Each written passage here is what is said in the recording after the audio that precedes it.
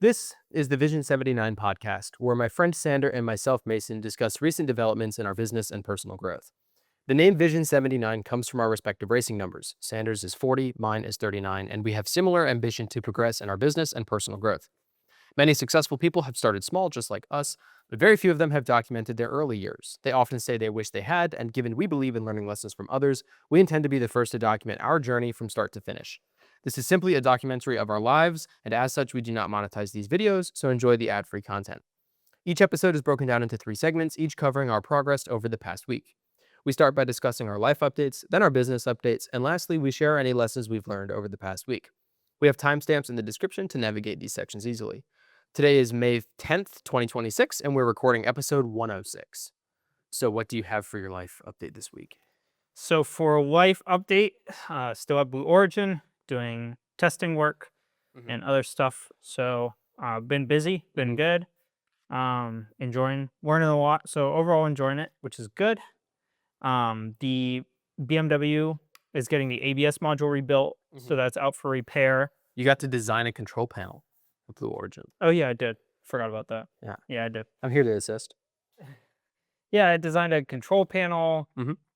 I got ready to run this test on an actuator that I need to run, and then the responsible engineer changed like half of the different parameters and added a bunch of stuff that he wanted last minute. So back to the drawing board on that somewhat. But yeah, the panel's cool. The panel is almost fully published now, so that'll be fun to see. That's sweet. On console. Yeah, it'll be good. But the BMW ABS module is out for repair. And then Autobahn was able to fix the keyless entry and the LCM issue by reflashing the modules. Sick. They didn't have to replace anything, which was sweet. Nice. And it's probably as fixed as it's going to be until I get it back after the ABS module and stuff. And then I'll do the seat belt in it. And I think there may be one other thing I want to do. I think it's seat belt and one of the dash bulbs, the backlight bulbs is out. Okay. So just pull that cluster off. Under's way that little bulb. It's not too bad, right? Yeah, not bad. So I'll do those things once I get the car back, and then should be good to do what I want with it. And yesterday, Sammy and I went ice skating, which was fun. Again? Yeah. Dude, so I was actually up there. What time did you go? Was it at night? 8:30 to 10:30. I would have been around there. There were I actually was there way later than that. I was there at like 1. Oh. It was just nighttime. There were ambulances out front.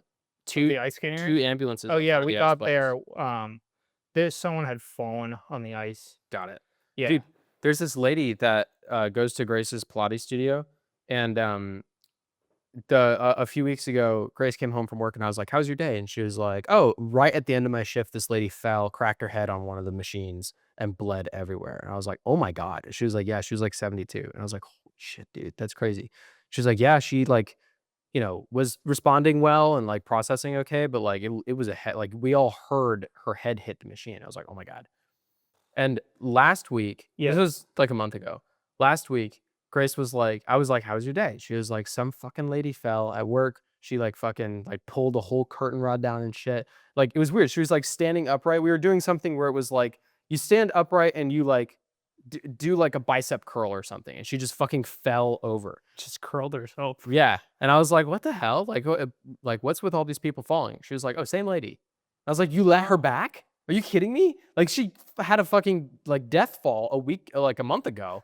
Then you let her back in, and she was like, "Yeah, she now has to have paperwork filled out so that we're not liable if something happens." And she needs a doctor's note to say that she's fit to like come here. Because, I mean, 70 something. That's a this was an older woman. She was like conscious on the bench. I think they called it preemptively. Yeah. But yeah, she seemed a little bit rattled. I don't know if she fell and hit her head or hit something else or whatever. Yeah.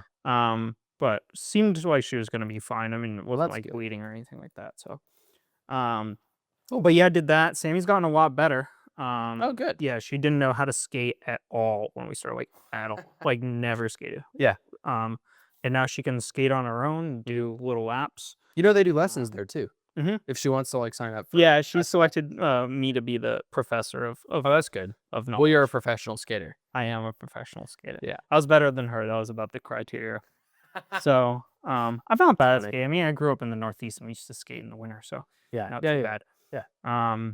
But yeah, I did that yesterday. She made a lot of improvement. That was cool to see. Cool. I still have to do the oil change on the Miata. I'm gonna do that today. I had Gotcha. to get filters and run errands on Gotcha. Friday. So, Yeah. um, And deal with me. yeah, we had the oil change. I didn't do anything. I passed like 2 tools and You hung helped out. me. You did the cabin filter. You Oh yeah, I did did do tire the tire. pressures. Yeah, whatever. That was easy. Handed me tubes.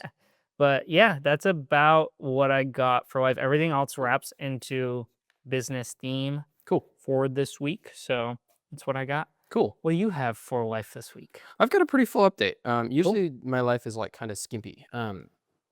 But I did my I did my CAM training for work, which I Mhm. thought was cost account manager. It's not. It's control account manager. And generally the way that it works is when the DoD awards a contract to a contractor, they need to make sure that you are doing the work that you said you were going to do. So there's a branch of the government called the DCMA, or the Department of Contracts Management Association, and they have a process called EVM, which is earned value management. Mm. And so EVM is the practice of making sure you're doing what you said you were going to do on time, right? And as a subsect of that, it's, are you doing it? Are there risks to not hitting it on time or whatever, right? So you basically you create like an integrated master schedule, and then work packages that answer different components on the master schedule, right? And then each of those packages are assigned a control account manager to deal with your section of the work package, right? So for my section, um, I actually don't even know what I'm going to be doing yet. But I had to go through a week-long training. So I went through that week-long training. Um, it was like 4 hours a day, and they give you a charge code, and they're like, we're giving you 16 hours, 4 days, 4 hours a piece. So 16 hours to do this, and then an extra 3 hours for the exam. And I just abused the shit out of that charge code because this, like, the You didn't want fucking to have 2 line items on your time card? dude, the teacher he was just so fucking terrible. Like, he would teach, I would take notes, I would pay attention, and then I would go read the slides, and the slides made so much more sense than the shit he was saying. So, like, for every minute that he would speak, I would have to go spend a minute reading on my own. So I just fucking racked up like as many hours as I felt I needed to prepare for the exam. And then I took the exam and I got a 99%. So it was worth my time. Good. Yeah. Very nice. So now I am a licensed. I can put that on my Resume. my LinkedIn, Cool. which is cool. And so I've already Licensed been cam. a Drop, licensed drop, drop, cam. drop, drop, drop, drop. Yeah. Yeah. So now I've been assigned, I got an email earlier this week that was like assigning me my control account.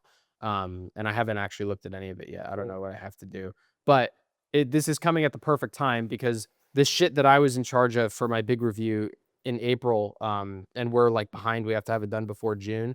That is an example where we are not getting our work done on time for the budget that we said we were supposed to do. And when you deviate from the course, you have to fill out something called a variance analysis report, or a VAR. And so my first activity as a CAM is going to be to fucking fill out a VAR and tell him why this work isn't being done on time. So that's Got cool. it. Cool. I'm glad that I passed the exam and I have a good understanding of it, everything. Yep. Because now when I go into it, it's kind of like the real estate exam where the course teaches you what real estate is, but it doesn't teach you how to do it.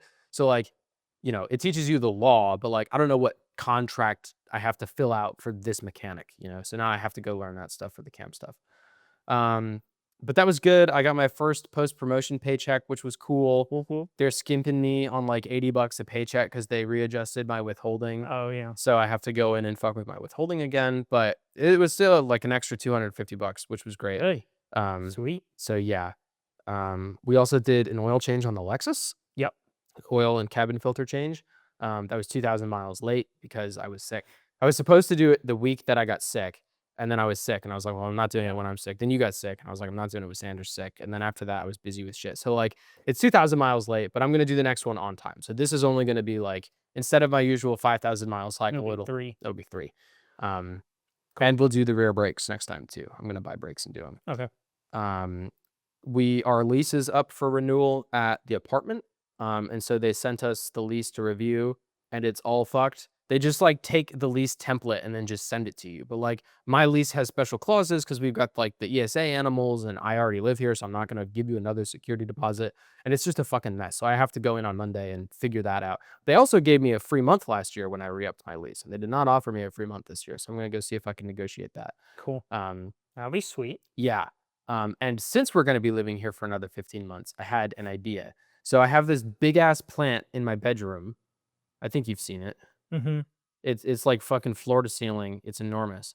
It's getting too large for the bedroom. And I have not known what to do with it. A vine rack. This is it on my nightstand. This Mhm. is too tall. And I have other plants too that are also doing well, which is weird because I've killed plants my entire life. So the fact that they're doing well is like abnormal. But I had the idea of getting a big planter to put against the wall and then having lattice mounted to the Yeah. wall that I could have the vines climb up, right? That was my idea. Real simple, right? You just take lattice, you command strip it to the wall, and then you're done, right?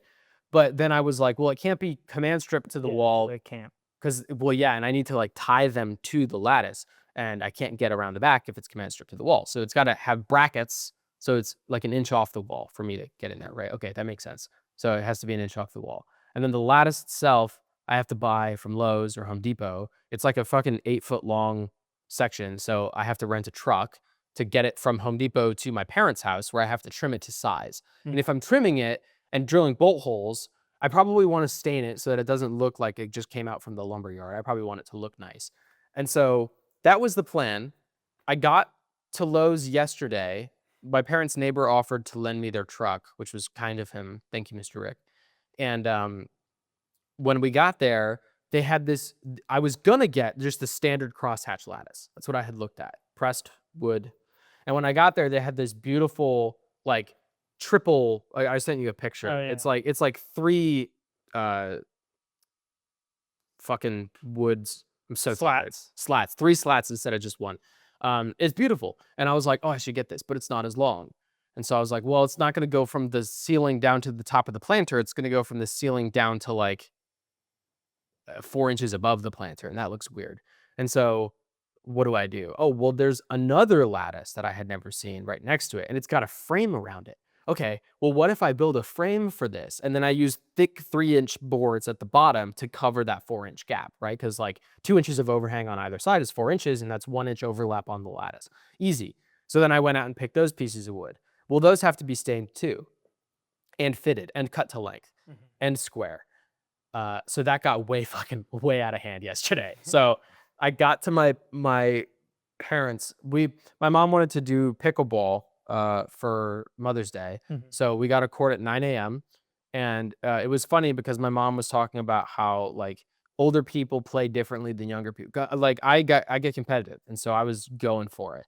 And my mom was like, "Yeah, older people, we have to like intentionally stop ourselves because it's common for older people to like you run up to the ball and then you stop real fast and then you fuck your back up or you fuck your knee up or whatever." So my parents weren't playing as hard. They were still beating us because they play more, but I was trying. And after talking about old people injuring themselves, I fucking rolled my ankle. The hardest I've ever rolled my ankle. It was terrible. I landed well, but ankle was fucked up. So I sat out the last 10 minutes. And it hurt when it happened, and then 10 minutes later it was fine. So we go to breakfast, I'm walking around, it's okay. We go to groceries, I'm walking around, it's okay. We go to Lowe's, it's fine. And I get everything back to my parents' house, and I set the lattice on the sawhorses, and I'm making my measurements, and I'm doing my cuts. And as I'm walking around, my ankle starts to hurt more. And I mentioned it to my dad. I'm like, "Is this what old age is? Like, you hurt yourself, and then it continues to hurt. It doesn't get better right away." And he was like, "You're not there yet." And I was like, "Okay." And so Grace had left. She came back to pick me up later, and my ankle was like 3 times the size it normally is. And she was like, "What the?" She was mad at me. She was like, "What the fuck? Get off your feet! Like, go. You're done for the night. I'm tapping you out." And I was like, "No, I have to have this done today because I don't have enough time to fuck around tomorrow because the truck I can only rent for 75 minutes." So I took Grace home, went back out again, and I was working until like 2. Finished at 2, went home, iced my knee or my ankle for a little bit, got home at 3, and then I was up again at 9 to go get this shit this morning. So I'm on limited sleep right now. I'm tired. And my ankle's all fucked. It feels better today, but it's not great. So now, today, I have the lattice at home. I have not checked the fitment. But okay, keep in mind, I also haven't eaten anything today, so like my brain's properly. No. I didn't eat anything yesterday either. Like I had breakfast with my mom, and that was it, and then an Uncrustable when I got home. So I'm on like limited capacity here. Um, so I had sketched everything out in this beautiful little drawing. I got out my engineering. Do you remember the calculator case that I used to have with my fancy calculator and my ruler and my protractor and shit? I broke that out. It was like a Ooh. knight getting out his old rusty sword. And I made this beautiful little diagram of everything with Oh, all my measurements and wow. stuff. Yeah. And then all that went out the window when I changed plans at Lowe's, which tends to happen with me, right? Um, so I had to do measurement adjustments on the fly, and I fucked up a little bit. It ended up okay. It ended up fine, but I was planning on having an end cap look like this, and then when I did my measurements and everything, and I bolted it all up, the frame connecting piece I had cut such that I was planning on doing this. So Mm. there's an extra half inch of gap. So instead of mounting it like this, I had to mount it like this. So it looks a little different, right? The overall width measurement is where I need it to be, I'm pretty sure. But it's just a change that I wasn't expecting because I did it all in my head, deprived of energy. So I am hoping that it all fits when I get home. It'll be good. It'll be good. Shove it in there. Mhm. So after this, I'm gonna run to Ace and I'll get the rest of the brackets that I need. Cool. You are kindly lending me your screw Yeah, the drill. Yeah. drill. So I'm gonna go hang it tonight and then I'll plant. I have to get rocks. I have to plant everything. So that's what I'm doing after this. Very cool. Nice. Yeah, and my If you could last find some studs in the wall, that'd be good. yeah, I don't think it's gonna be too crazy heavy, so I'm getting drywall screws. I tried to find the studs with a stud finder the other day, but our stud finder sucks. Um, there is an outlet, um, like maybe 10 inches off the wall that has. I know that it's bolted to a stud, so I know that there's a stud there. If you know there's a stud there, studs are every 16 inches on standard. Yeah, So you can go 16 inches. yeah. You know what I'm saying? Center of that. The holes are already drilled in the lattice, Don't worry about it. so the brackets are gonna go on the wall where the brackets are gonna go on the wall. You can get drywall inserts, little plastic ones. That's what I'm gonna do. Yeah, those are good. So I'm gonna pick up the drywall inserts with the screws at Ace. I need more bolts to actually connect the brackets to the lattice. I have to do all that before Ace closes. It's Sunday, so they close at fucking 5. 12:30. And then I have to go get rocks from You can get Lowe's. that stuff from Home Depot or Lowe's too. Yeah, it's just not as nice. It's not. Yeah. So I just want the nice stuff.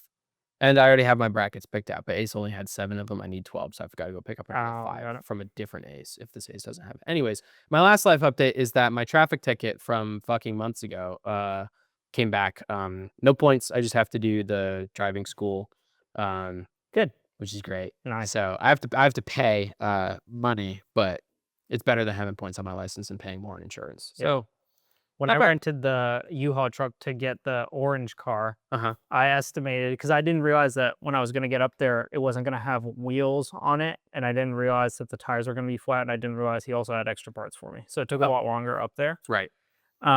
which was good. I was totally happy with that. Mhm. But when I was driving back, I called U-Haul and I was like, "Hey, I'm going to be late on my return."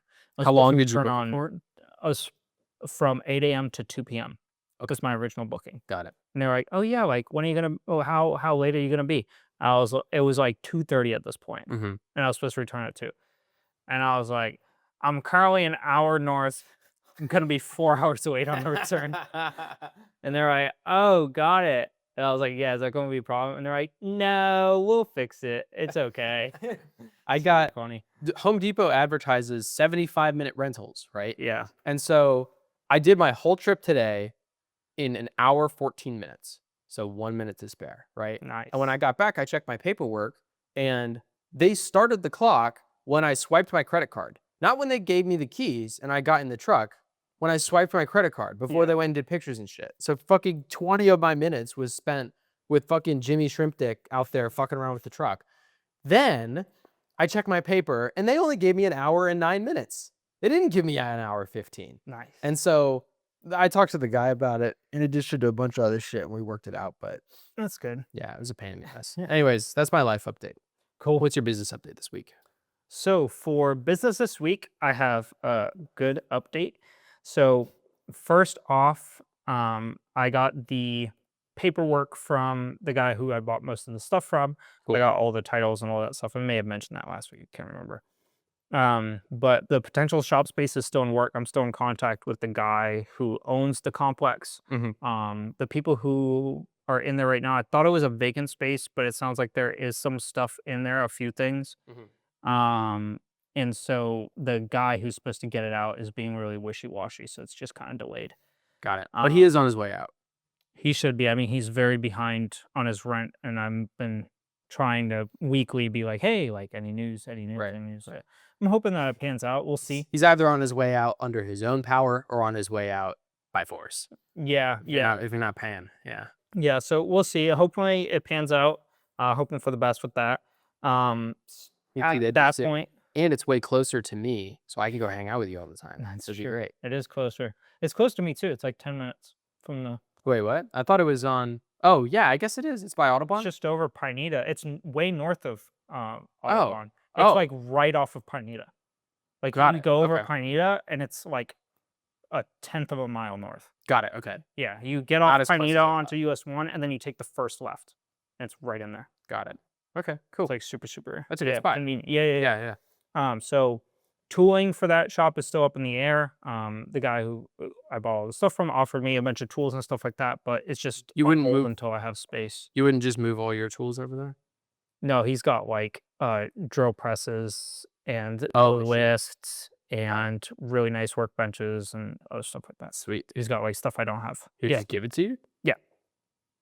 So hoping that pans out as well. That'd be super sick. I've got a bum ankle, but I'll help you with this. Well, it might not be in the next week. It'll probably be a couple weeks, maybe. Sweet. So we'll see. I'll do it anyways. I don't care. Also, he found 2 extra 914 blocks, engine blocks for me. So I'm gonna be getting those. What liters? I don't know. They're on Mystery? displays. They're probably 1.7, probably. So we'll see. But maybe racing. Could be 2-liter. Okay. Could be 2-liter. Yeah. So In any case- well, it doesn't actually really matter because all the blocks 1.7, 1.8, and 2-liter were the same. They just It's the brought head them out. that's different?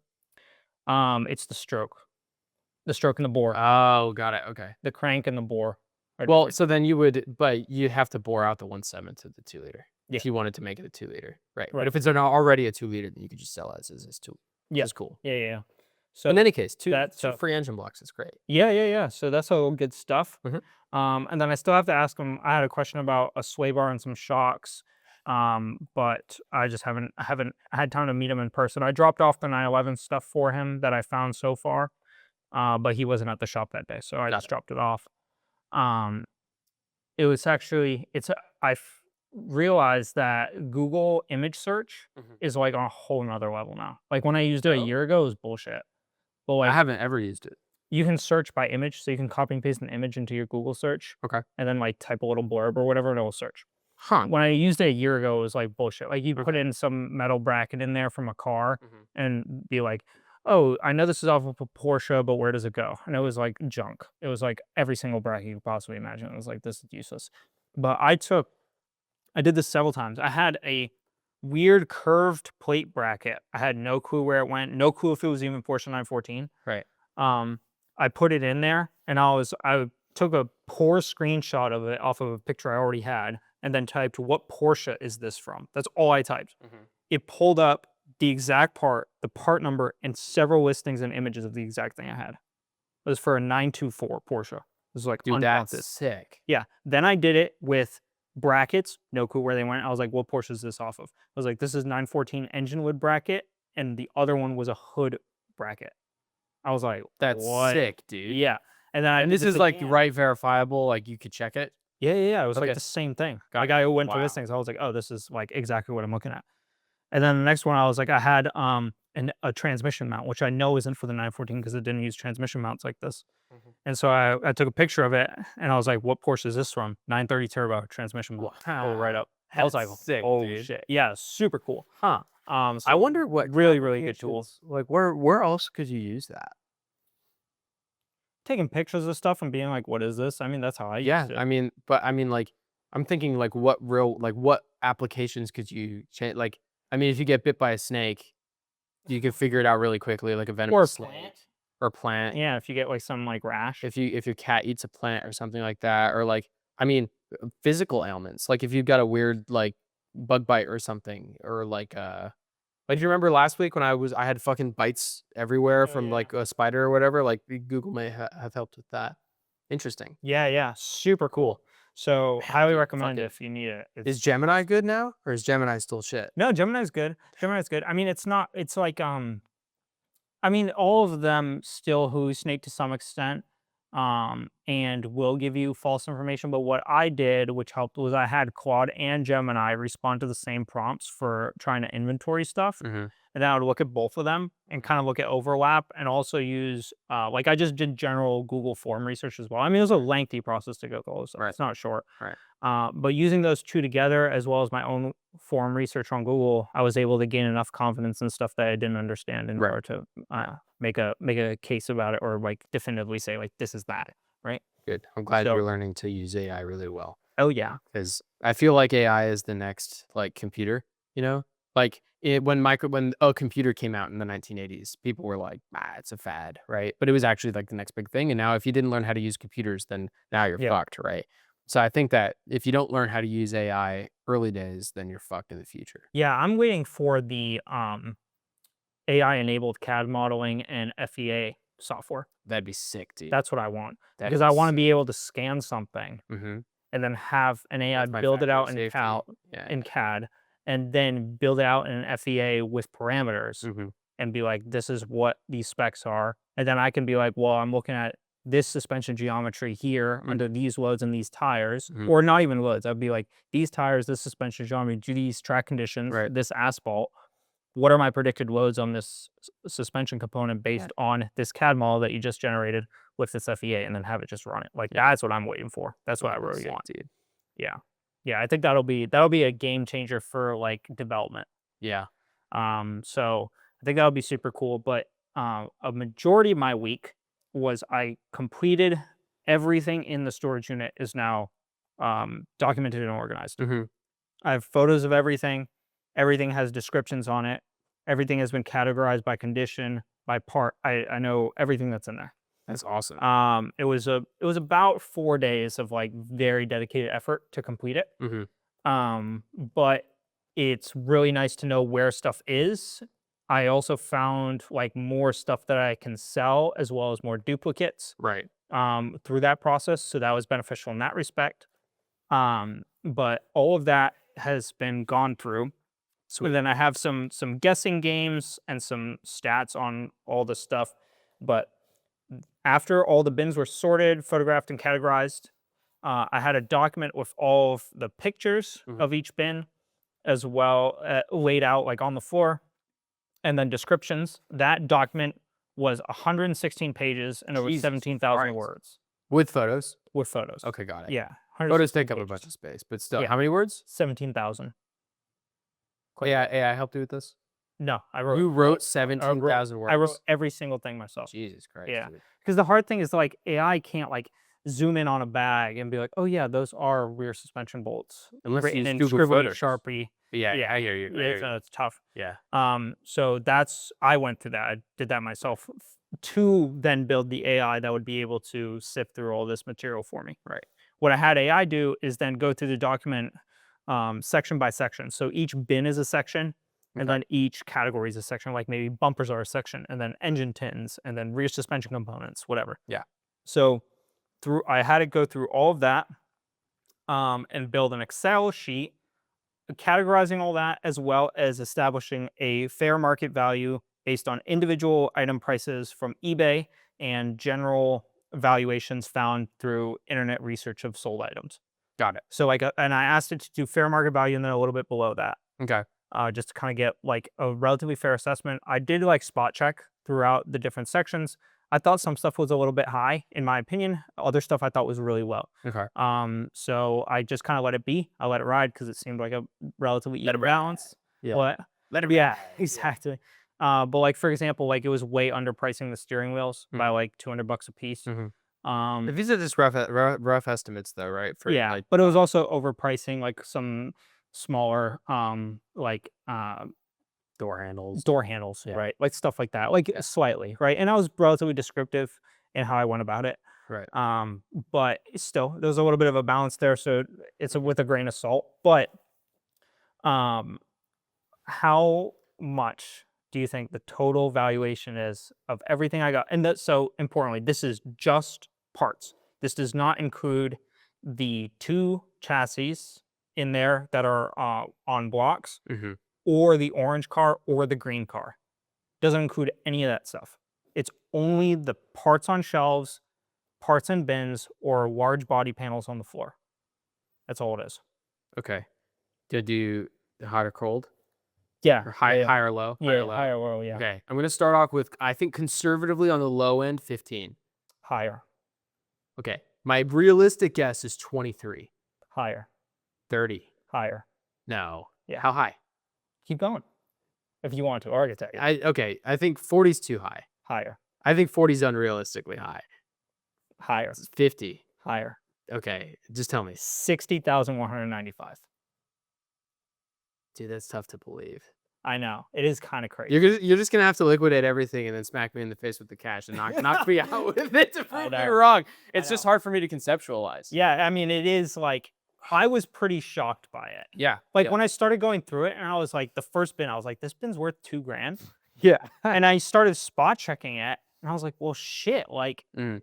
it kind of is. Mm-hmm. Like it was in. This also doesn't include any of the stuff I've pulled out to sell.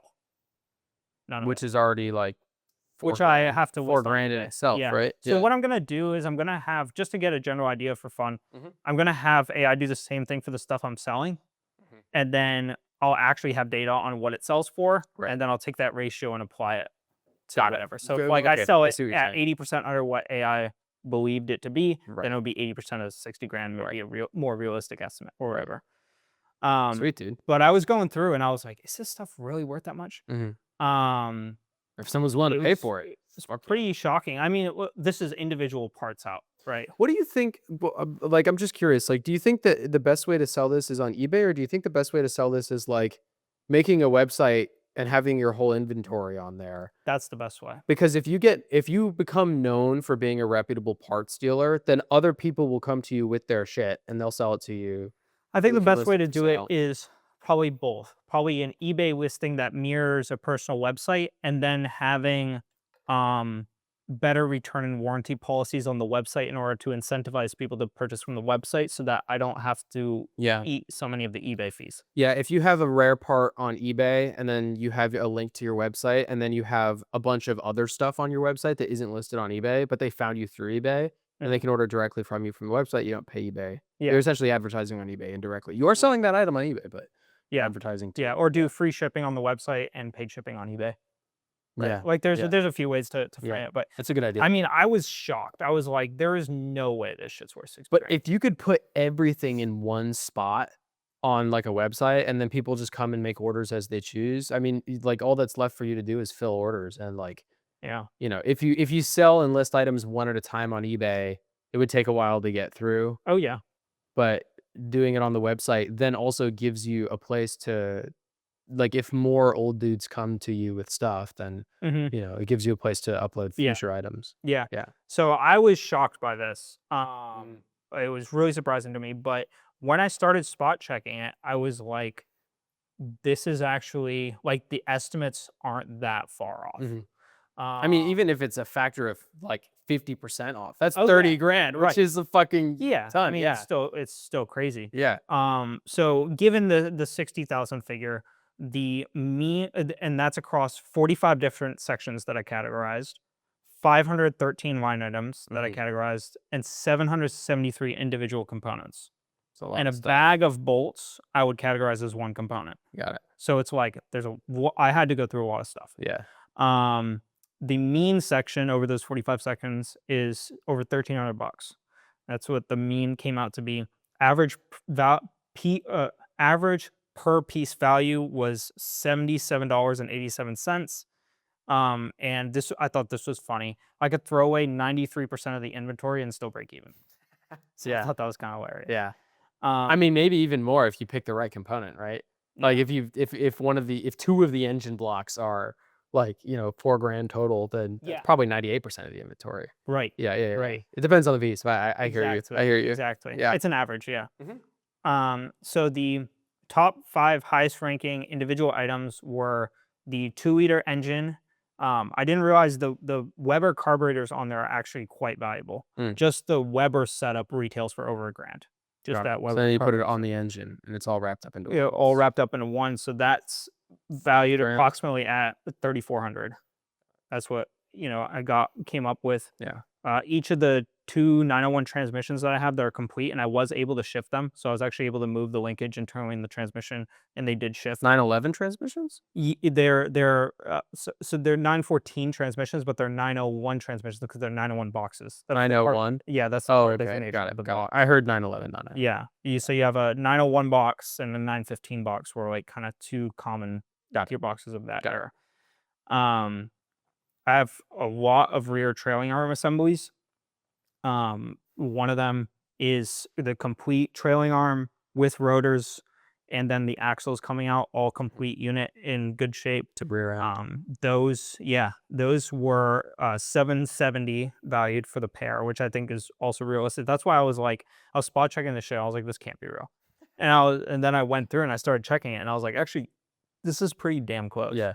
Um, and the full roll cage setup front and rear, it said because the whole front section Mhm. is in one piece, and it would essentially weld in to a car. And I also have the back section as well. That it judged to a race shop would be about 750.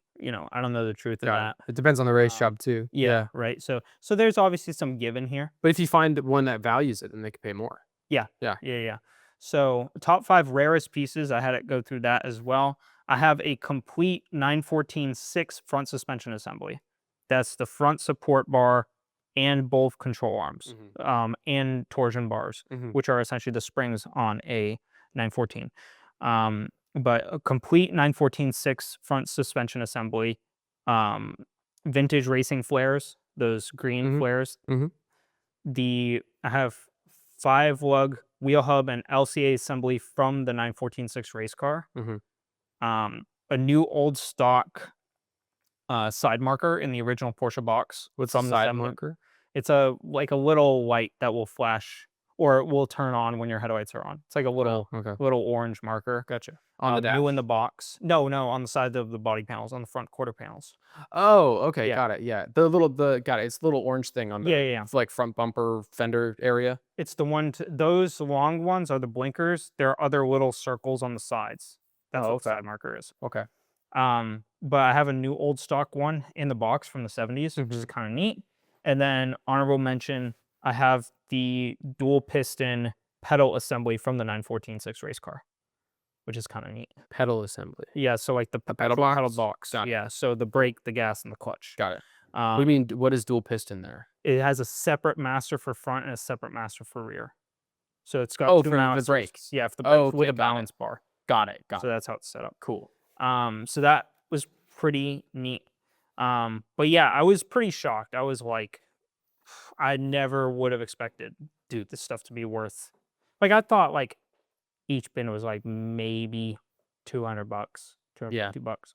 But then I started pulling stuff out and going through stuff, and I was like, shit, like people like want this stuff. I was Mhm. like, it was kind of wild. Like the exhaust systems, yeah, just in bumpers and front splitter skirts, it over $3,700 worth of Yeah. that. Well, remember when we were loading everything in the first night, I was like, "This is so much shit. Oh, This is yeah. so much garbage. It looks like a fucking junkyard in here." I know. Right? It's a lot. So like it like the looks are deceiving. Yeah, but I mean, it's like I'm talking with a guy right now that's looking for bumpers, and probably gonna sell a couple of bumpers to him. I'm not sure which ones yet. Mhm. Um, but it's like I have 7 bumpers plus the front splitters, which I have 5 of, Right. including a 914-6 race car one. Right. It's like, so there is a lot of stuff there, and I never would have guessed that it was actually worth that quantity of money. Right.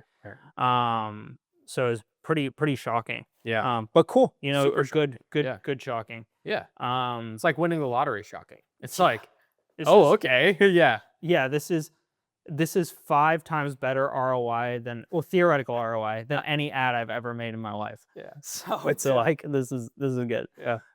Even if it's half as bad as what AI says, it's still a very good day. Yeah. And I mean, there's potential that AI is wrong in the other direction too, where it's actually worth more. Yeah, So that is possible. yeah. That is possible for some stuff at least. Mhm. So I finished all of that up. I've gotten my spreadsheet, the Excel sheet done, all Right. categorized. That's all good. On the eBay front, I sold another one of the magazines. The incorrect address magazine shipment is still in work. They're just not, it's stuck at this West Coast distribution facility. Mhm. And I've tried to fight with UPS about it, USPS about it, and they won't attend to it. There's nothing we can do. You just have to wait. Huh. So I feel bad for the customer, but this customer who had the incorrect address thing actually ended up buying the other magazine. So now he's bought Okay. another one as well. Even that though he's one, still waiting for the first. yeah. Gotcha. So he That's wanted not that too one bad. as well. So I sent that out. And the potential bumper package sale is in work with the guy who wants some bumpers for his 914. Mhm. So going through that stuff, for Zots Racing, I messaged them to see if there were any future events that they wanted me to work. I haven't heard a response back. Hmm. I have a hunch that I didn't really work too well with some of the guys, Mhm. and I have a hunch that they probably spoke poorly of me, which is fine. Mhm. I have a couple alternatives. The other alternatives that I have, I've gotten no feedback, so I have no real solidified understanding of what happened or if anything happened.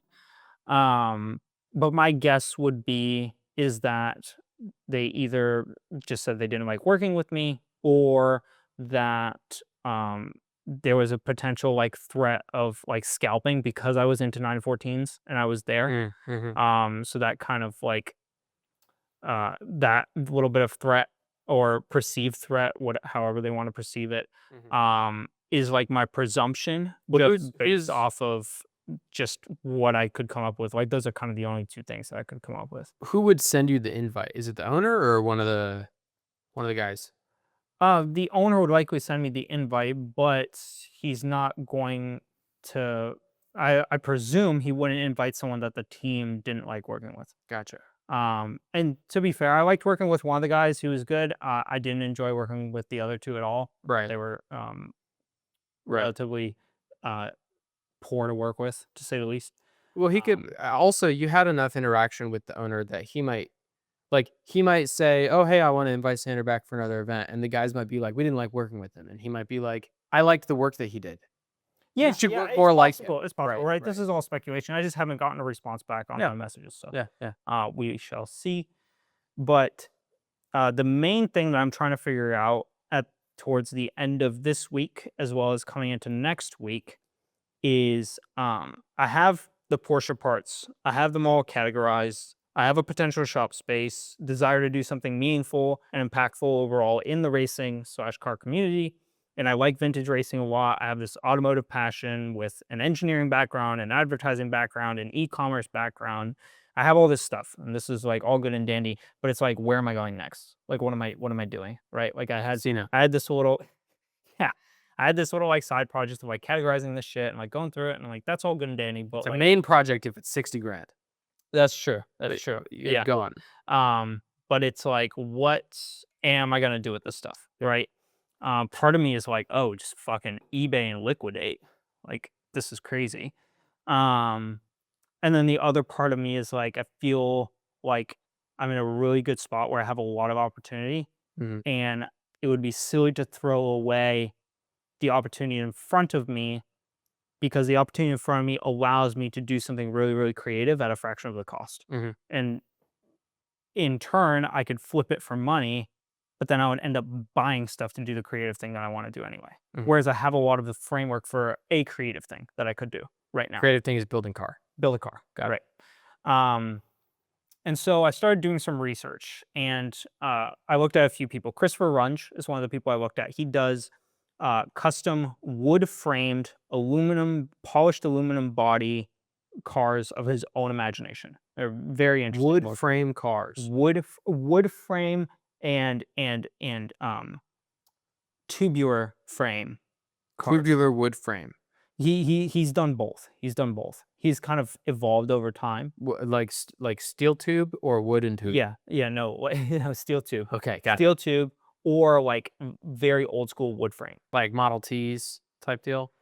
Not really. It's like if you pictured like an Alfa Romeo style car that was aluminum bodied and polished, would be kind of the style of car that he builds, but with Porsche Volkswagen flavor to it.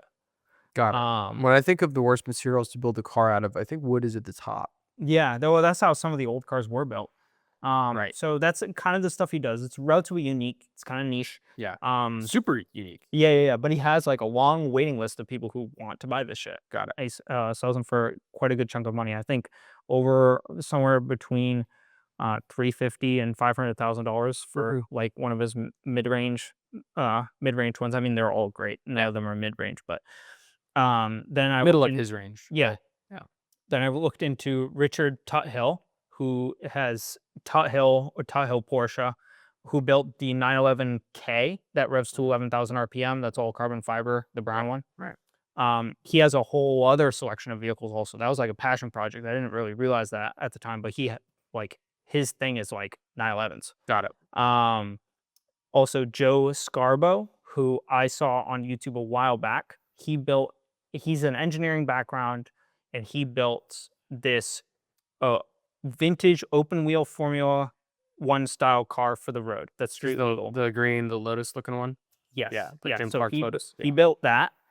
And That's the project he should do, by the way. I think it's really cool.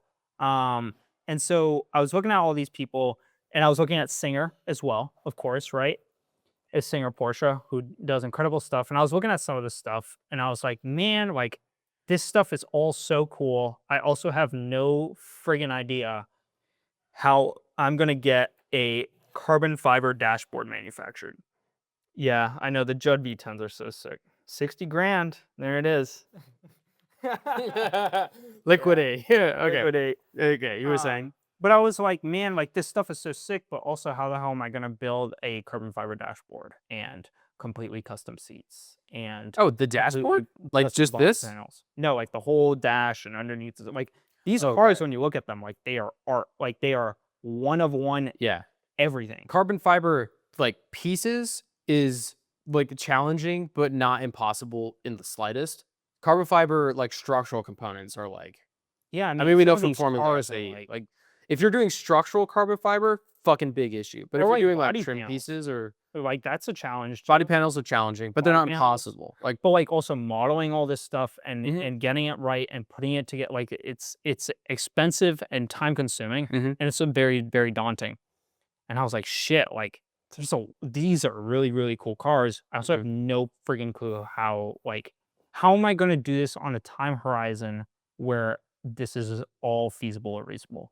Because I could easily spend the next decade Mhm. trying to build my version of a Something. Singer, Yeah. and probably, would turn up something, but the question would be is like, how is the feasibility in comparison to the timeline and my ability to continue my trajectory impacted by me going one direction or another Mhm. on a build of some sort? If you spend 10 years building a car, you'll never sell it.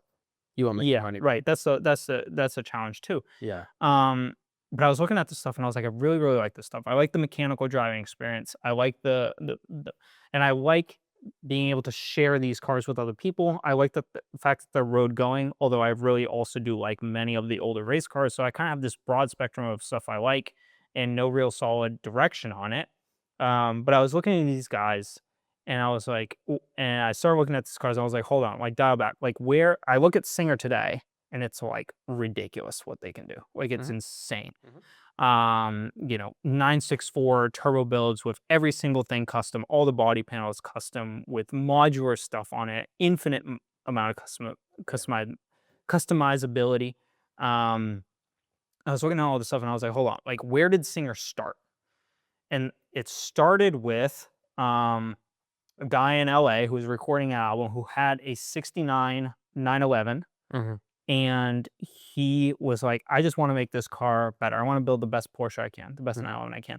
And I pulled up photos of this 911 that he built like 17 years ago. I was looking at it and I was like, this car is pretty factory. Mhm. Like looking at it, I was like, pretty much all the body panels are factory. There's like 2 or 3 things that are like custom. Like it's got a plexiglass lens on the back, on the tail to look into the engine bay. It's got some slightly different headlights. It's got a unique paint Okay. scheme. But the interior is relatively stock outside of like some custom leather work on the seats and a few other things. But this looks to be mostly a mechanical of restoration with upgrades off the shelf for the most part. Okay. I was like, okay, like this is where he started. And I was like, so it could be very feasible for me to do something like that in the 914 world, at Mhm. least to start right now, because I have these 914s, I have these parts, I have a shop space coming up, I have people who are willing to help me. Mhm. I think the cars are cool, and I think that I could build it not probably the only flagship car I'll build in my lifetime, but a flagship car to demonstrate what I can do. Mhm. Something consistent across all of these guys too, with Runge, with Singer, with Tuthill, with Scarbo, with the open wheel car, was that they built a car. They were like, "Hey, I want to build a car for myself, and just see if people like it." Mhm. And after that point, enough people liked it to where they got commissions, Yeah. and then they grew. And now that's like the thing that they do. And they have more work than they can fulfill. Right. Well, I Uh, think if you're building a car from your own image, you're gonna have a tough time selling it. But if you build a car and then someone likes it and they wanna order their own, but they want it to be purple with orange seats, you'll go like, "Okay, I'll build it for you." And you're not gonna be emotionally attached to it because it's not the spec that you really wanted, and you already have your own, right? Mhm. And now you're doing it to make money. Yeah, but also like Hermosi talked about this as well as like if you do a business or you build something for yourself, inherently other people will be drawn to it. But if you try to build something for other people, no one will really feel attached to it. And he talks Mhm. about it in the reference of like also startups, Mhm. where it's like once the few startup founders leave, the startup usually collapses completely. Mhm. Because like those are the few people that are building it for themselves, and once they leave, it becomes a game of like everyone just tries to think of what someone else wants, and then it Right. just becomes a mess. Right.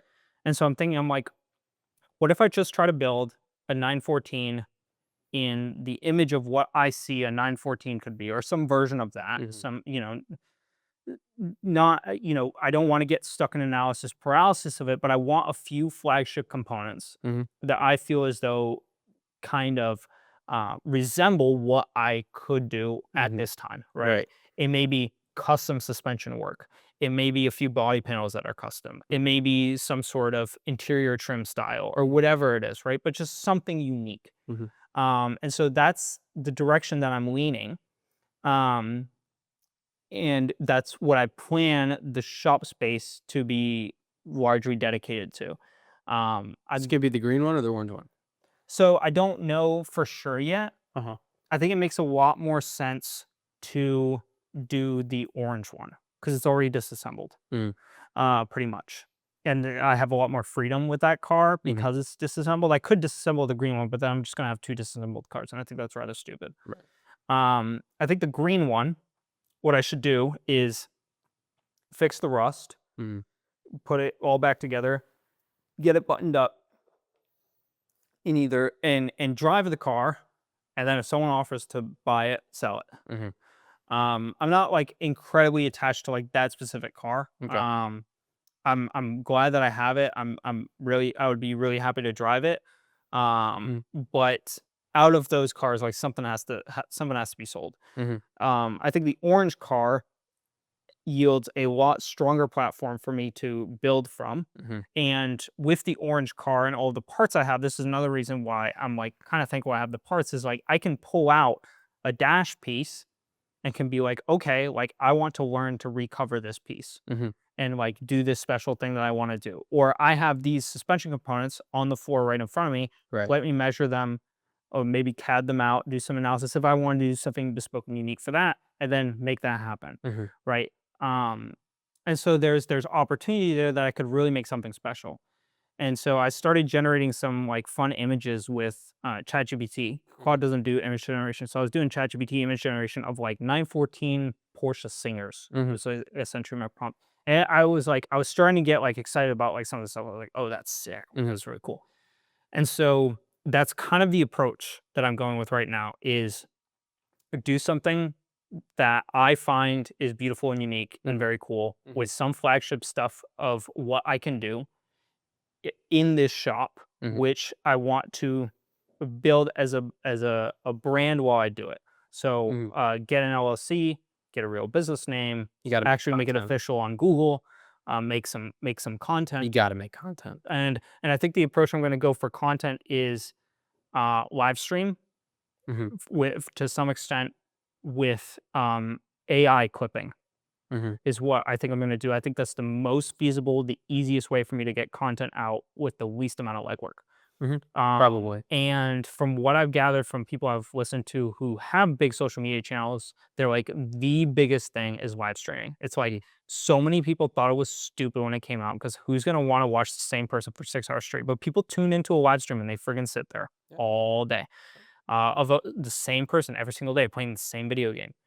And so I think stuff like that, even if the live streams suck, the benefit of the live stream is that I can have a camera rolling and then I can talk to it in segments. Like every 30 minutes, I can give a 2-minute spiel. And then once AI runs through that whole thing, it's very easy for AI to just pull out those segments. I don't have to do any editing on it. Do you watch live streams? I don't watch live streams. I watch live streams. Really? Every once in a while. I'll watch. What I really watch though is clips from the live streams. So I very rarely. I watch clips from the live. Oh, I'll watch clips from live streams. Yes, right. But I won't like tune into an Instagram live stream and sit down with it for 3 hours. Oh, I don't give a shit about Instagram. I don't do Instagram lives. I watch Twitch every now and then. Okay. Just like when I'm bored and I want something on in the background. But yeah, the big thing that I've noticed is that the text to speech thing is popular. Yeah. So like if I'm watching your stream, I can write a message to you and pay money, and then it'll play on a speaker in your room and ask my question, and then you can reply to it, right? And so then your camera's recording the whole time, and what most streamers do is they'll take that live stream recording, they'll send it to a bunch of Indian guys, and then they'll say, clip this up, I pay you per view on the clip that you get. And then they go post it on their clip channels, and then based on how many views they get paid. Yeah. So I like that idea too, to make it very accessible and monetarily friendly to me. I would just have AI clip it. I think that's better. Do that. I think that's better. Just to clip up stuff and then post it with the captions. I also thought about the idea of monetizing it with like a paid like question. Yeah. Like $5 for a random question. Yeah. And then have that monetized and linked to a website that I have I think I can also integrate it with a paywall to where I can do a Patreon-esque thing through the actual website, which will have the car stuff, what I do, any eBay listings or eBay style listings that I want to put up there, as well as the paywall for like maybe some exclusive videos or stuff like that. It probably wouldn't be something that I introduce initially because it would just be too much, and I think I'd get distracted with it. But these are all avenues that I could grow from with the singular thing. Now what I have to figure out is what build do I want to create? That's my process right now, is what do I actually want to create? Do I want to create something that is a 914? Do I want to build both the 914s up as just basic cars, sell them, and then goes towards a open wheel formula car?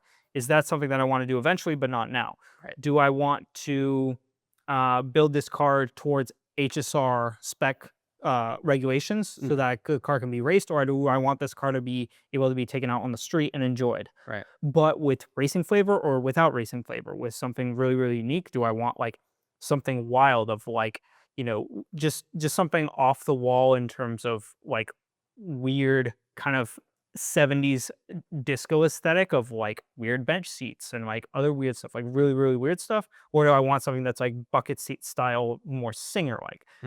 So these are all like kind of questions that like I'm utilizing AI to generate images to kind of get my inspiration going and to see what I like and what I don't.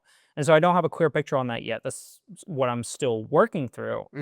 I think that when I think about like people who have done this kind of thing already, there's like two different subsects of people who I kind of think about, right? So there's, what's the guy's name who does the Porsches? He cuts the fenders up. RWB. Oh, the actual guy. Yeah, Lucas and Saka, y- that guy, yeah, right? I think of as an artist. Like yes, he comes into an existing car and then he modifies it, right? yeah, You have Hennessy that does the same thing. mhm, You buy a car, you bring it to them, and then they make it your own flavor, mhm, right? So when I view those people, I kind of think of them as people who are it's a service-based industry where they do these things for other people, right? So mhm, you're using an existing car and someone else's vision, and then you are the method of making it happen, right? And when I think of like Elon making the Tesla Roadster or Christian von Koenigsegg driving his Miata and then making the first Koenigsegg. I think it was like the C88C or something like that. mhm, The first yeah, Koenigsegg, I think of like, oh, they're going from the ground up to make something that has never existed before. It's not right, modifying something that is already existing. It's something brand new. yeah, So, and not that one is better than the other, but I think that when you're considering them, it's do I want to do I want to contribute toward making something that exists my own style, or do I want to build something that's completely my own from the ground up? right, yeah, and Right. that's a big question for me. Um, but I see so many different things that I want to like do and experience throughout Mhm, life. And I see the opportunity with the 914, and I think it's really, really good. mhm, And I see the potential to get interest in the brand as a whole, as well as develop an audience from that. mhm, And then from there, I think the builds will morph, right? Like mhm, I can't see like 10 years out what it will be, but what I can see is I have a lot of opportunity with the 914 stuff. I think the Porsche stuff is really cool. mhm. I think I've generated some renders that I think are really sick of the cars, and I think I can make some really unique stuff that's differentiated in the market. Mhm. I just have to kind of figure out what approach I want to take for this stuff and Right. how I want to go about building it and utilize the shop space in order to do that. Mhm. Um, I think that it will be challenging for me to fund a build, a shop space, and rent off of my singular income, Mhm. especially given the fact that Sammy plans to do a year-long trip through Asia and Europe where she will be gone, and that's When? starting in November. She quitting her job? She's leaving her job and doing that. Jesus, okay. Yeah, yeah, yeah. When she comes back, does she plan on getting the same job, or is she like She doesn't know. She says uh, that she would like to, but got it. doesn't know. So that will be like during that time period, I will be responsible for rent of where I live, Right. rent of the shop, as well as any build stuff I want to do, which will be a lot on my plate. And I don't see myself having more than like 1,000 or maybe $1,500 to spare a month in Mhm. order to make that happen. So what I'm thinking about doing in the spare time is that two things. Either going to it before I commit to this, I want to be very strategic about how I do it because what I saw at Zotz is that it was a massive amount of time and I learned some stuff. Yeah. What I want to either do is spend a massive amount of time and learn a massive amount of stuff from a shop, even if that's working for free, so then I can capitalize on the time saved and use it towards my own stuff and kind of accelerate that process, or utilize AI to do very in-depth research about logbooks and racing history and tracks and configurations and setups and see what I can pull from that's already out there, as well as my own research to kind of see how much of the stuff can I pull, how many tools do I really have at my disposal, is this worth for me to try this, getting this going on my own a little bit, and then um, if I get stuck, go try the shop way And do a at the build. track? Or is it worth it for me to try to go through this process on my own, go through the build process, utilize the tools I have in my disposal today, and just go through that process? And in the meantime, in order to help me monetize, do just basic services. That's where the LLC, the business, the address on Google Maps comes in. And the funny thing is like I don't think to get just a handful of customers that I have basic maintenance on, I don't think I need to spend crazy money on ads or like all this other Mhm. stuff. A lot of the Porsche community is like the local shops. Like I don't know a single local shop besides maybe Gatto's, which is a chain Mhm. that runs active advertisements somewhere. Mhm. Like, I don't think 356 Unlimited does. I know that Autobahn doesn't. Right. I know that several other shops, European auto shops, don't. But they still get very reoccurring revenue and customers. Part of that is that I have a history of being there. But the other side of that is that I know several people, and something simple like several Facebook posts in Facebook groups associated with Porsches or 914s, as well as a Google Maps location that has 914 in the business name, like 914 specialty, whatever, that I think, as well as some connections, could at least be a good starting point for me to get a few customers flowing in who just want basic stuff, brakes, oil changes, as well as the business side of it allows me to get my own Worldpac account that actually delivers to my address, allows me to get wholesale on oil and other goods. Um, and I've seen quite a few YouTubers that even very early on in their career, they reached out for sponsorships for tooling and other stuff like that. And they got either free stuff or very, very discounted stuff just because they had this channel. Yeah. And so part of the reason why I want to do live stream and clipping is that it's low impact for me. I can clip stuff, post it quickly, and then have some sort of base that's winding up. I think one of the mistakes I made with trying to do the 914 stuff initially with my TikTok channel was that it was legwork for me to go through this stuff because I was trying to make it like what I saw at that time as professional. And at the end of the day, a lot of the stuff that people still view a ton is live streams, which are completely unprofessional. They're just like a camera rolling, or they're just kind of clips that are modified with AI. And I was like, oh, well, this is a lot easier. Like, I don't have to worry about making this perfect. Let's just make this efficient and get the stuff out there. It doesn't have to be perfect. And so that's kind of the direction that I'm sitting on right now. I really, really want to build an open wheel race car. I really, really do. I think it'd be super cool. Hear me when I say this. I will only help with a 914 when you really need help. If you build an open wheel race car, you will have more help than you want. I know it's like I know it's so cool. But like I know it's so cool. But I also understand, like, I don't have, like, 914s don't speak to me the same way that they speak to you. So I understand that you're in a different seat than I am. I mean, they don't speak to me, and like when I think about like all-time great cars, like 914 isn't in the top 5. Well, But what it is it is a cool car. It's very mechanical. It has a lot of attributes that I really love. right. When I drove the green one, I really did enjoy it. And I think I could make a really incredible car that I would be super, super happy with. I mean, like even in like all-time great cars, like I don't even know if I list the Miata up there. You know what I mean? Are you retarded? What? Stop. Okay, hang on. But like my all-time great cars are like F40 and like Koenigsegg. Let's just hang on. Okay, move slowly. Yeah. So I don't want you to say something stupid and then have people bully you online. When I think that the 914s are more interesting to you than they are to me, right? So I can't give advice one way or the other because I'm not in your head. I don't feel the same way, right? I think that the 914 audience is much more niche than the open wheel formula audience. And that's because when you assign yourself to an existing car, judgments are made like immediately, right? So like anyone who doesn't like Porsches and is off rip going to be standoffish to you because they don't like Porsches to begin with, even if you're a good person and what you're doing is good, right? Which, okay, A, who cares what people think? B, we care what people think if they're the ones paying you through Texas Speak and Patreon and stuff like that. The open wheel thing catches a lot of attention from anybody who's interested in cars and even people who aren't interested in cars because it is so crazy, right?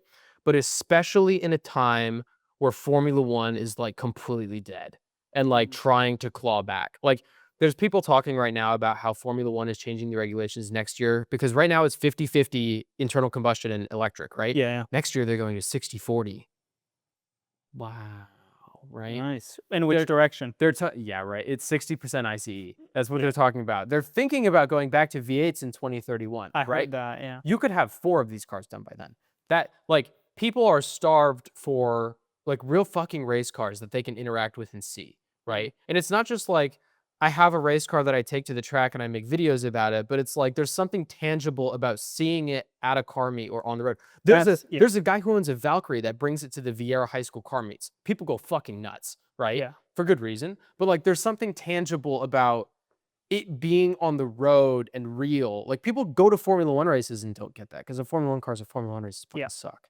That's part of the reason why I'm not a huge fan of building HSR spec race car. Yeah. It's like it's almost a dime a dozen, Hmm. and it's not community oriented. There's Right. nothing about that car that's like I am abnormal, but like anyone who is not as abnormal as I am is not going to be like, I'm going to take my race prep 914.6 to Right. Cars and Coffee in Vieira. Right. Like it just doesn't like Yeah. you don't take that car out. Like it's Yeah. a race motor, you keep it on the track, right? Right. Um, and so that's part of my reason why I'm inclined towards building a car that is streetable.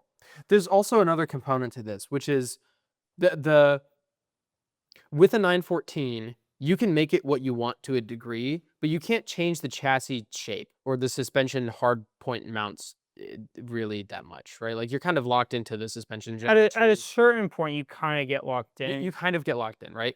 But when you're building an open wheel car, it is 100% like from the ground up. You can do whatever Yeah. you want with it. I will also make a statement that I'll regret in the future. There is less material involved in an open wheel car than a road Porsche. Yeah, for There's sure. less like physical material. Yeah, that was also one of the Not a bunch of interior trim, not large body panels. Like you're still doing carbon fiber body panel work, but you're not doing a hood, a fender, a bumper, a roof. It's like Yeah. here's the engine cover and it's this big, right? Yep. I smacked my mic around. So when thinking about building that kind of thing, we've already got experience from it from the Formula SAE Yeah. team. Like when you compare the SAE car to, I mean, even like my fucking Camaro, like there's so much less to think about on the SAE car. And when you're working on it, you're thinking like I enjoy working on the SAE car more than I enjoy reupholstering the seat in my Camaro, Mhm. right? But that's my Yeah. feel and take on it. What my point being about like the all-time great cars is like I wouldn't if it wasn't a Porsche or some sort of Porsche. Like let's say I ran into Porsche 914s with Miata quantity. Mhm. Like Miata stuff in the same quantity as 914 stuff. Mhm. I wouldn't have the same inclination to go build the greatest Miata ever. Mhm. Because there's so much noise out there with the Miata, Mhm. and it's like the Miata is a great car. Mhm. Really, really, I love that car. In terms of in terms of like the all-time greatest cars of history, I see other cars up on that list farther up than the Miata. Mhm. I think the Miata is amazing, but also like there are so many incredible cars Mhm. that I love. It doesn't hit like my top 5 above Right. like F40 and 935K and like, Mhm. the old Lotus F1 cars and like, that stuff is like Well, way up. there's different categories too, right? Yeah, Like of course. I don't think you could put road cars and race cars in the same category, but equally it's like, you know, rarity plays a factor, but does it if you're talking about like the car design, right? But Yeah, okay, greatest is like a vague term, right? but it's like the market for a Miata Uh-huh. that's like even at the very extensive like all carbon Miata and like all custom everything and Mhm. all this and all that is still like the uh, the people who are attracted to that are like 25 to 30 or like 18 to 35-year-old JDM kids. Yeah. Like that is the core market, regardless of what you do to the car. And I've seen some really incredible builds Right. with Miatas. That's still the target audience. There is no buyer coming in with Mhm. $500,000 Right. who's in For their a Miata. 50s Right. for a Miata. It just doesn't happen. If you had the money, say you had $50 million and you wanted someone to build you a crazy Miata, do you think you could find someone to do that? Oh yeah, for sure. If you had a 914 and you wanted someone to resto on it, do you think you could find someone to do that? I know one person. One person? One. If you want an open wheel formula car that's road legal, who do you buy it from? I know one person. One person. Yeah. I know. I rest see my it. case. I see it. I see it. I want to be able. I don't know where I'm going to go with it definitively. Yeah. I see the opportunity with 914s, and I think it's silly not to capitalize on it because regardless of how I spin it, whether I build the car or sell the cars as is or whatever I do, or even just don't touch anything and liquidate, like there is the only mistake I can make with the 914 stuff is not doing anything at all. That is the only Oh, mistake like I can just make. sitting on it? Right. Yeah, yeah, yeah. And so regardless of how I approach it, I want to address the 914 stuff and I want to get the green car fixed. Mhm. And I see that having a business making content with a shop space in some way in order to monetize and alleviate the cost of building whatever I want to build, whether it was open wheel or 914 or whatever, Right. is valuable. And so that's the direction I'm going before I solidified my path. But Mhm. just like I needed to take some time this week to like think about like Yeah. where am I going? Yeah. Um, I've never seen someone build an open wheel formula car that is legal for the road, and then have someone go over and be like, "Man, why didn't you spend your time building like an old Mercedes resto mod?" But I do see people who have spent like a ton of time like refabbing, like the Fiero guy. yeah. He restored the whole Fiero, right? Like his whole comment section is like, "You put so much effort into this. Why didn't you do it with a cooler car?" And I don't see anything cooler than an open wheel formula car. But that's Yeah. because that's been my dream for a long time. So that's my peak. Yeah. There's also a lot of people in the 914 community who are like, these are the greatest cars." Right. There's a lot. Regardless of whether they're right or wrong, there's a lot of people who are very, very passionate about them. Right. It's a mixed bag. I don't know if I have enough information to make a definitive decision. I think I just need to walk a direction, and the direction that I'm currently looking at walking is getting myself inspired and excited about doing something with the 914s. And I know that as I tweak stuff, like stuff that gets me excited is like how do I build a custom rear suspension or a front suspension, right? And I think even if I did that with the 914 stuff and used it as a little bit of a flagship car of what I can do, a lot of those learnings could apply to any other car I wanted to build in the future, including an open wheel car. But I have so much stuff with 914s and I have so much groundwork to learn. Right. I see it as a really valuable tool and experience in order to get me leapfrog to wherever I want to go in the future. Mhm. Even if that's a totally different direction where I'm starting a racing team and all I do is racing. Mhm. There's still very, very valuable skills inherently built into working through these 914s that can be valuable to whatever direction I choose in the future. Right. Therefore, I see it as a silly, it would be a silly mistake to just ignore the 914 stuff. Mhm. I think the next worst decision would be just to liquidate and forget about it. Mhm. Um, but there are several options, Mhm. right? But I spent some of this week trying to figure that stuff out and working through that, and that's probably going to be some of what my next coming week Right. entails as Right. well. But with that being said, long-winded business update. What do you have for business this week? My business update is shorter. It's similar to the previous weeks, honestly. So we're under contract on a house right now. We're under contract at 570,000. We have been going through the inspection period, and we were trying to figure out. We got an extension to the inspection period to figure out who's going to pay for what. Some stuff has to be done before closing, or we can't get insurance, which means that we can't get funding. So those things had to be fixed. There were other things that the buyer wanted fixed, and they felt that they didn't have to pay for it, so they want to negotiate the seller to pay for it. So we were in the middle of credit negotiations when we did our last podcast. Um, the seller gave us an update and said, "I've fixed all the insurance items. I've fixed a bunch of the other items that you guys wanted a big credit at closing for. And so instead of a big credit at closing, what about a small credit at closing?" And so we went to our buyer and we were like, "Hey, he did fix all the insurance stuff. He did fix a bunch of the other items that you were worried about. He's proposing a small credit at closing." My professional opinion is that it's still generous for him to propose a small credit at closing, given that he has done everything right. He does not owe you this small credit. Um, he can say, "I fixed the insurance stuff and then some. I don't want to give you any credit." That's what most sellers do. But the fact that this guy was willing to meet with you in person and hand off all the documents to you and show you how the sprinkler system works and like go above and beyond for what a seller can do and pay to fix stuff and do all this and respond on time and everything, like this has been a dream scenario, right? So if you want us to go fight for a higher number, we will absolutely do that, no hesitation. My professional recommendation is to just take it and shake hands and, not burn up any goodwill. But if you want us to, we will do that. And so the buyer said, okay. So they proposed a 60% higher number than what the seller had proposed. So we went and we fought for that and we got it for him. So we got all the paperwork signed the night the inspection period ended. And so we got out of the inspection period. So now closing is scheduled a week from Monday, and is a week from tomorrow. Cool. So we shouldn't be closed for the next podcast, but the one after Mm. that. Close. Yeah, but now we're out of the inspection period. So if the buyers back out or if the deal doesn't go through for any reason, the buyers lose their escrow. So at this point, it's pretty solid. So it's looking like it's going to Good. happen. Very, Yeah. very good. We sent the photos of the repairs to the inspector who updated the inspection. So now the 4-point inspection is clean. Our buyer went and looked at insurance on Friday to figure out what insurance company they want to go with. Once that's done, we'll like lock in the financing and be done with it. So we're on track. We're on track to close on time. Everything's going smoothly. They ordered a survey of the property to be done. So everything is looking good with that, Cool. which is great to hear. Especially with the timeline. This is like right when they wanted to be closing on a house. So Cool. yeah, I think everything's good. Grace and I Very spent nice. a little time this weekend going out and getting closing gifts for them.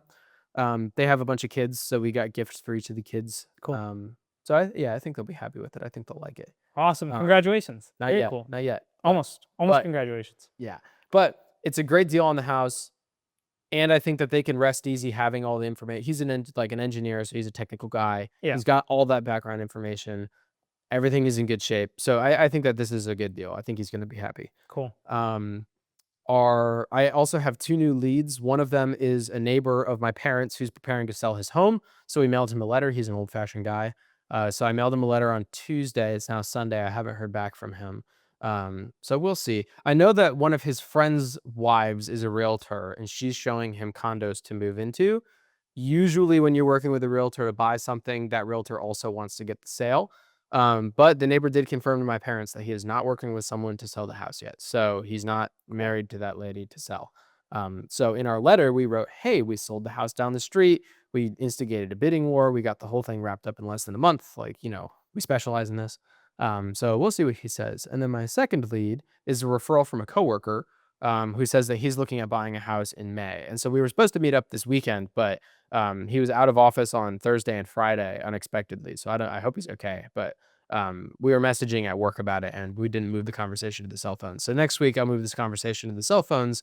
We'll meet up and see what he wants to buy. Sweet. Yeah. So 2 leads that might convert, but a lot of my time this week went into the prompts. So last week, Cool. the update was that the prompts weren't seller oriented. So I rewrote the prompts. I kind of confused myself with the way that I saved the documents because that was all before the Northrop stuff. So I haven't worked on this in a while. And so I came back to it this week, figured out what I needed to do, finished rewriting the prompts, and then I have worked through prompts 2 and 3, and now prompt 4 is in review. Okay. So I was intending on having all of this done for the podcast today, and then the plant stuff took way longer than I anticipated. Yeah. So I think by next week I should have drafts like written Cool. up, like draft ads written up. So yeah, that's my business update. Short and Very sweet. nice. Short and sweet. Cool. Congratulations on almost closing. That's good. Almost. That's good. And some new client potentials. Yeah, that'll be a $4,600 Oh, commission. awesome. So Very that's nice. money for ads. Yeah. Yeah. What lessons did You you could buy learn? Porsche parts with that. I got some for sale. I'll buy open wheel Formula parts for that. What lessons did you learn this week? So I don't have a lesson to learn, but I have an in progress lesson. Okay. That's what I wrote. So setting a big audacious goal is a good thing. That's what I wrote. I'm gonna see how it pans out into the future. Okay. I look at Singer and Tut Hill and these other companies out there, and I'm like, wow, like this is like you look at their shops and it's like 50 bay. Yeah. It's Mega warehouse. hundreds of employees, Yeah. mega warehouse, multi-million-dollar cars in each bay. It's like, wow. And I look at this and I'm like, I have no clue how I'm going to get to that. But I also recognize that every person who built those companies started with a car that I looked at and I was like, oh, this is feasible. Like I can conceptualize this at least. Right. Of like, I maybe don't know how to do this or to do this, but all this stuff is conceptual. Mm-hmm. And a majority of the stuff I'm able to do or to find. Mm-hmm. And so I'm like, okay, this is cool. And so kind of the big audacious goal is I want to revolutionize the way that people interact with mechanical cars over this span of my lifetime, is that I want to bring that vintage mechanical appeal and continue it into the future, while I see everything, like a lot of things going the other direction, but simultaneously a lot of people really disliking that. Right. And so I want to bring that real mechanical base to the people around me, and I want to be able to share that with other people. And so finding the best way to do that, I think, is part of my journey, and I think that encompasses, the basic social media as well as a real business establishment with some sort of flagship aspect that I can showcase, and then bring that to other people and to clubs and to show it. Yeah, that's an interesting note, is that like companies and conglomerates seem to be moving in a direction that the consumer doesn't want. Everywhere. It's Everywhere. with Formula One, like you talked about. EVs, It's with EVs. It's EPA. with EPA. It's with manual transmissions going away. It's with enthusiast cars being modernized to the point that you can't feel anything. Yep. And Fly by wire. or by yeah, wire. yeah, or even outside of the automotive industry, you look at, like, there are people out there who really love the even old school way of life and living, of like farmland and interacting with their neighbors. Like, there are like very large groups of people that really idealize um the kind of 1960s, 70s, 80s aesthetic, whatever they grew up in. And then there's also, I think, at least a fair share or enough young people who also like that. There's a lot of young people that I've known throughout working at NASA and Blue Origin who love that more basic way of life, who Yep. love, or who even have done well for themselves, but love a lot of the older stuff. Right. And so I think there's a real capture there. And I think there's real genuine value there. And I think that what I'm betting on is, I'm betting on myself to be able to do this and build something for myself, and inherently other people will love it. That's one bet. And then the second bet is that as everything else becomes more modernized, everything that's mechanical and experience driven will become more valuable, because as life becomes uh, less on the surface, less and less about working with other people, with the implementation of AI and a lot of turmoil in in technology respects, community will still remain. And so the community aspect is something that I think is really, really valuable, and that I personally do want to preserve and bring to people just through my lens, in the hopes that other people love it. Yeah. And so the in progress lesson learned I have for this week is setting big, audacious goals is a good thing. It's a good one. So that's what I wrote. Okay. What do you have for your lesson learned? Mine is related to the cam training that I did this week. Cool. Because the way that the teacher was teaching it, I think the reason that it was so badly done is because he was trained as an electrical engineer in college 30 years ago. And a lot of the cam stuff, business majors and project managers become cams.